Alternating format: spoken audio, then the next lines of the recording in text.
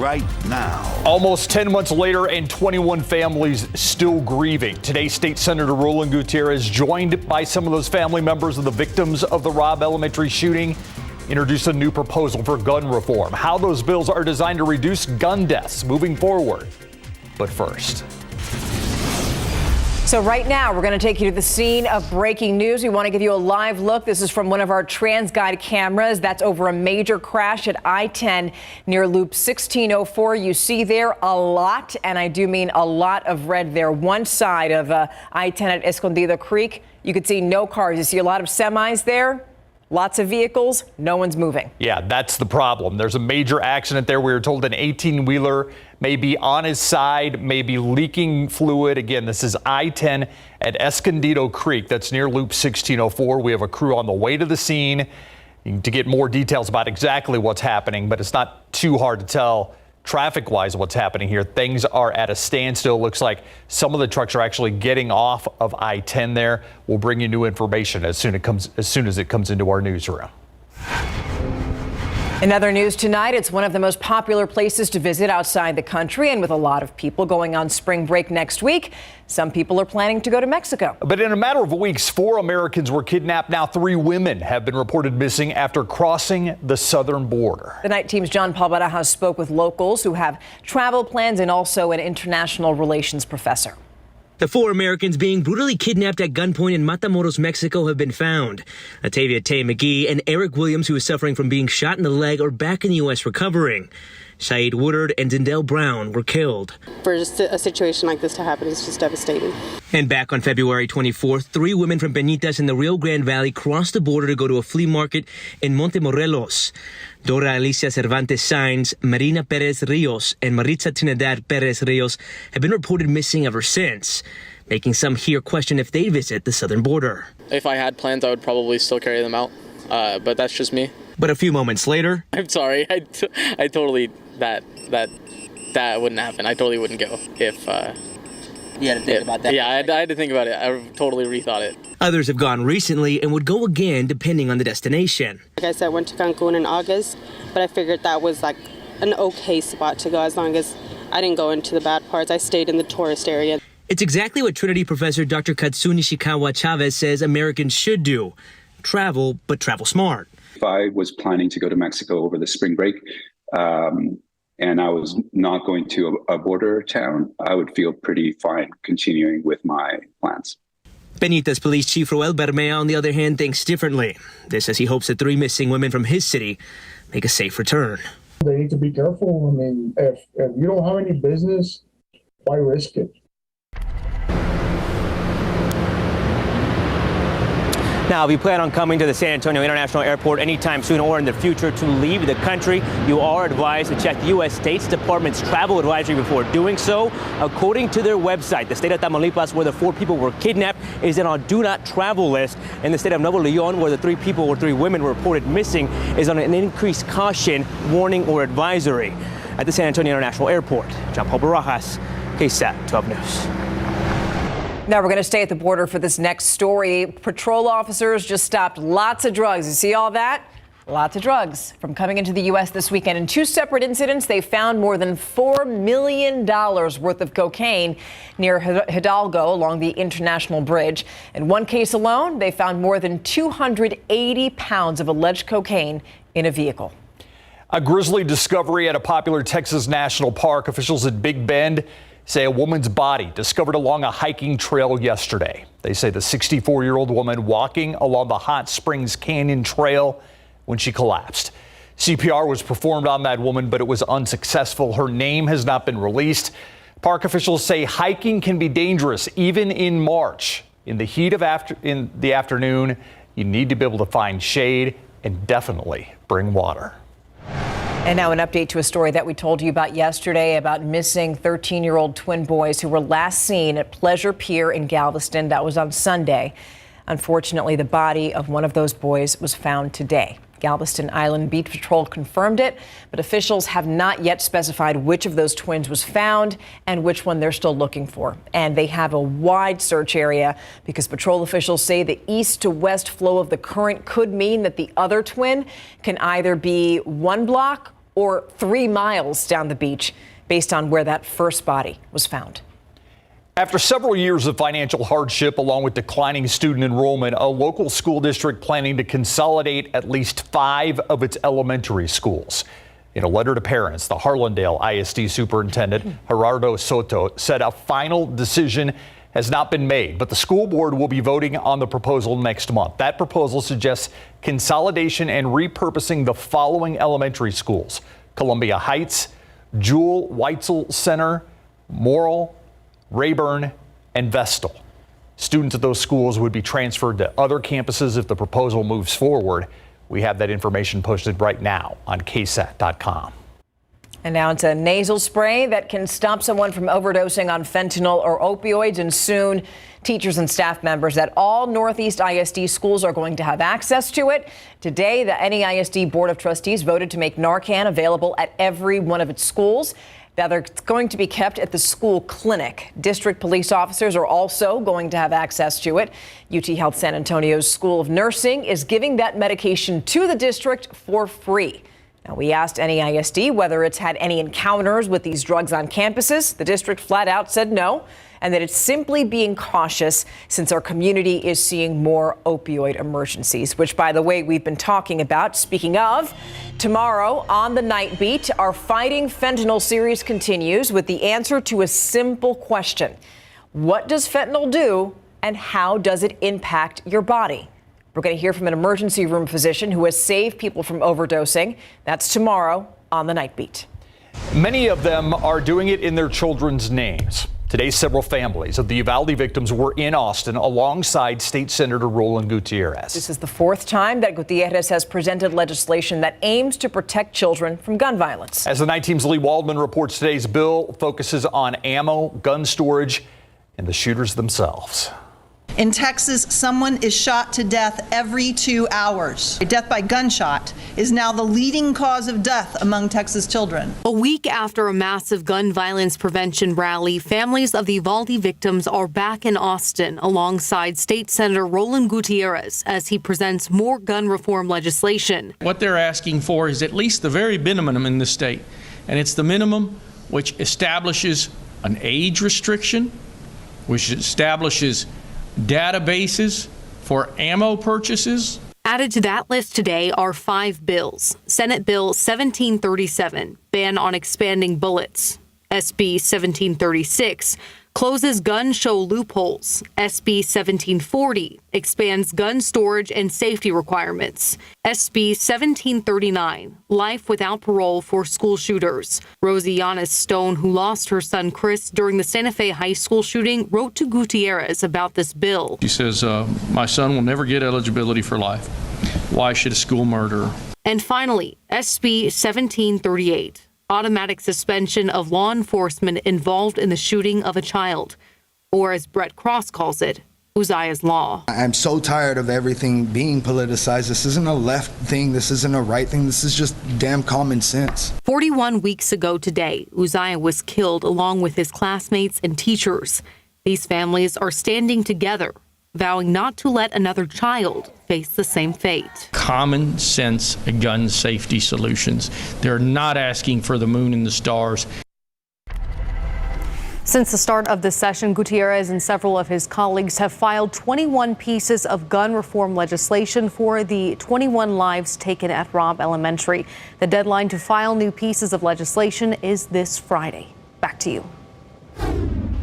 Lee, thank you. And now for a look at some of today's headlines in your Nightbeat News Flash. The search continues for the suspects who led officers on a chase from I-35 in New Braunfels all the way to East South Cross in San Antonio. This started around or before 2 o'clock this morning. New Braunfels police say they tried to pull someone over who was driving erratically. The driver of that vehicle then wound up crashing into that utility pole.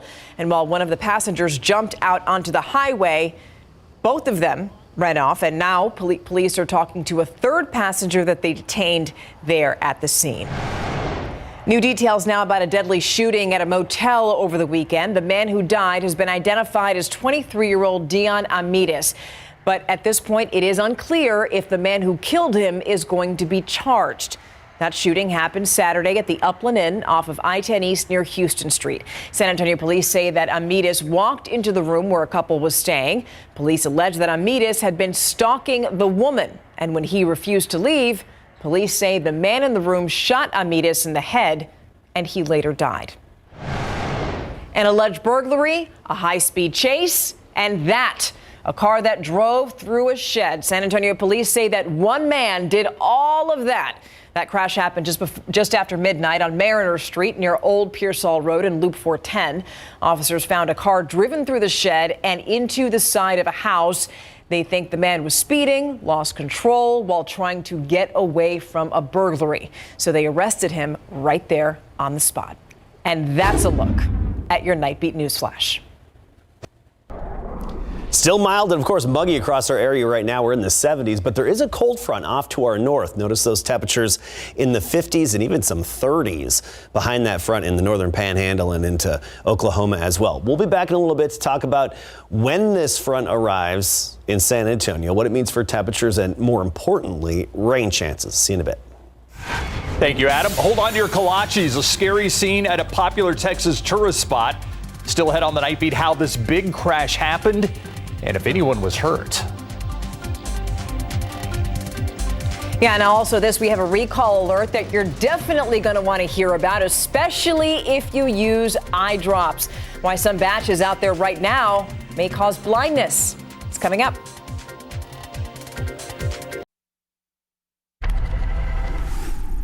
Spring break is almost here, and that means a lot of people will be heading to the airport. Tomorrow on GMSA, some things to keep in mind to make your travels a little easier. So be sure to tune in tomorrow starting at 4:30 a.m.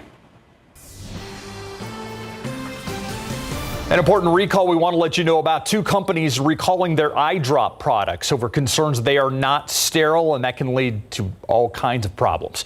PharMedica USA recalling 2 lots of its purely soothing 15% MSM drops because the product may be contaminated. That could cause vision problems and potential injury.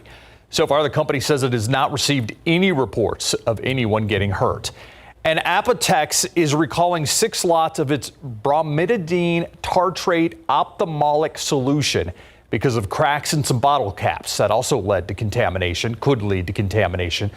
Both companies say customers who have these eye drops should stop using them immediately. So there's a good chance that you stop here when you're on the way to Dallas, so that you might not recognize it. We're talking about the Check Stop Bakery in the town of West Texas. Right now, you can see that owners there are cleaning up after a car crashed right into the store right there. It all happened around 7:30 last night. That shop sits right off of I-35, just north of Waco. Police say the accident was all a result of a driver putting their SUV into drive when they thought they had put it in reverse. Now, luckily, amazingly, nobody was hurt. That bakery reopened for business this morning. That's the other amazing part. So yes, your kolaches and strudels are absolutely safe. I think that's the biggest, as popular as that place is, I can't believe anybody wasn't in there. Luckily, nobody was in there. All right, 72 degrees outside. We continue to monitor the traffic situation at I-10 and 1604 that's shut down traffic. But also, there's a lot of humidity out there, Adam.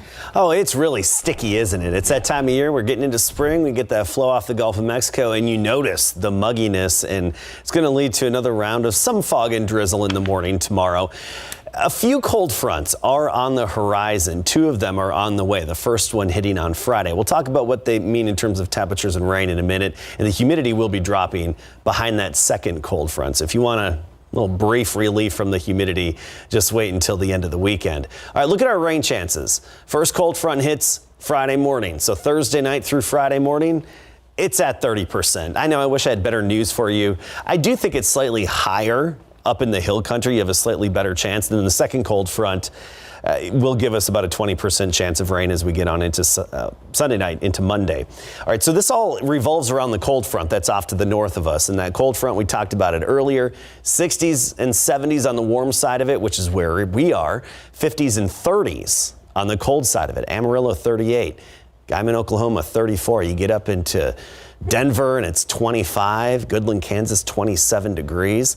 Well, this cold front has some southwesterly flow aloft riding up and over that cool dome of air that's in place. So you see the clouds and even the consequent showers and thunderstorms starting to come together.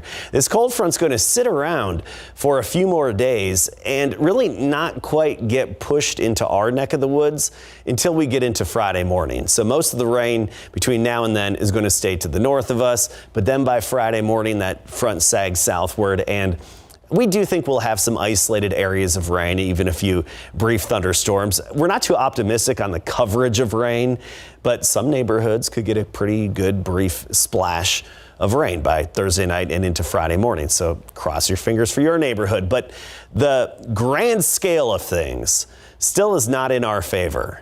I like to share this map with you periodically, and it's just one computer model rendition, but it's reflective upon the overall pattern that we're seeing. You look across the nation over the next 7 days, decent amount of moisture out there, especially in the west coast, another atmospheric river coming onshore. The darker greens indicating heavier precipitation and higher accumulations, but for us, still pretty bleak. We're just not within that zone in that area that's going to see the good rainfall accumulations, at least not yet. Let's hope that changes in the coming weeks. 73 degrees right now. Dew point is 66. There's that mugginess.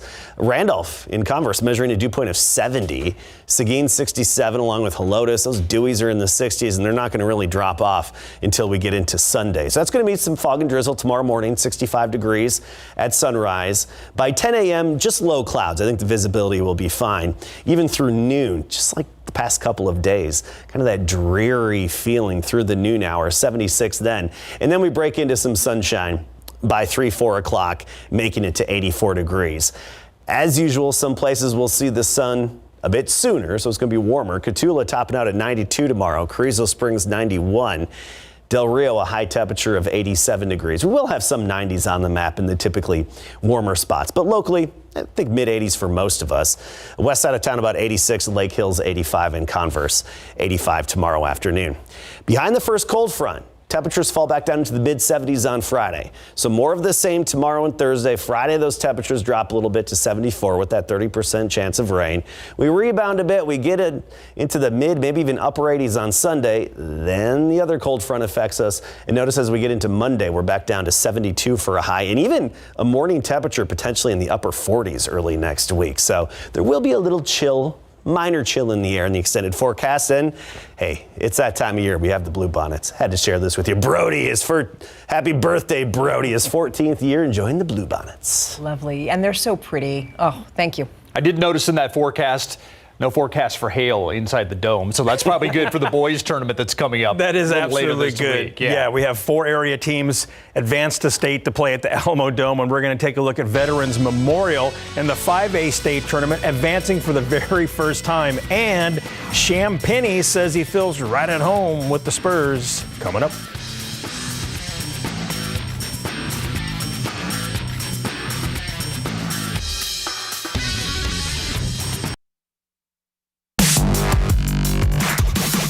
This past weekend, the Veteran Memorial Boys basketball team made school history by advancing to the UIL Class 5A state tournament. 1 year after coming up short in the regional final, the Patriots returned to Littleton Gym and defeated Corpus Christi Veterans Memorial 79-63. The Patriots boys basketball program was established 6 years ago, and they've only finished with winning records in the past 3 seasons. This year's group is excited to get over the hump and earn their first state tournament berth.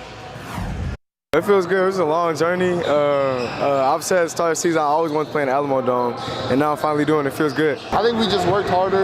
We learned from last year, and we knew we were going to have to work harder because we lost seniors last year. We started the season 1-3, and I think they said we won 34 of the last 35 games. So I think it's just like amazing to become I don't know. I think we overachieved, and I think we're going to continue to overachieve starting on Thursday. Veterans Memorial will face top-ranked Dallas Kimball Thursday night at 7 in the Alamo Dome.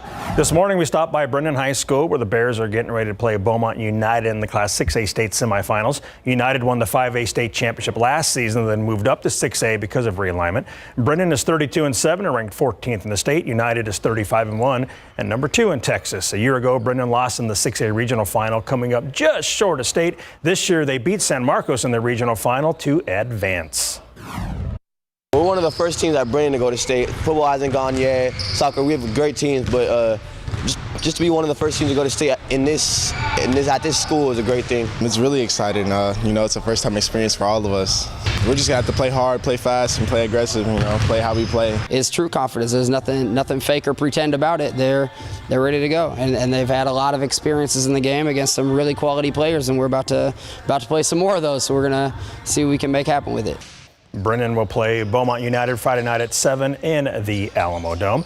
And the Bernie Greyhounds are hoping the third time is a charm. Last Saturday, they beat Stafford 50-32 in the regional final to advance to the Class 4A state playoffs at the Alamo Dome, earning their third straight trip to state, where they've lost in the semis each of the past 2 seasons by a combined total of just 12 points. So when did this year's squad know they were going to have another special season?